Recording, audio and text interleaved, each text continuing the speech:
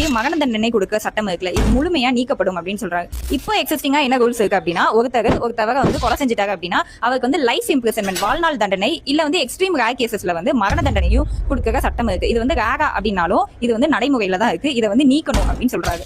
ஏன் அப்படின்னா மரண தண்டனைங்கிறது என்னது? அது வந்து ஒரு கொலை எப்படி தண்டனையா இருக்க முடியும்? அது வந்து தண்டனை இல்ல, அது ஒரு முடிவு. அதுக்கப்புறம் அவங்களால திருந்துறதுக்கு வாய்ப்பே கிடையாது. இதுல அவரோட மனைவி, பிள்ளைங்க அப்படின்னு ஒரு ஜெனரேஷனே ஒரு பெரிய மென்டல் ட்ராமானால பாதிக்கப்படும்.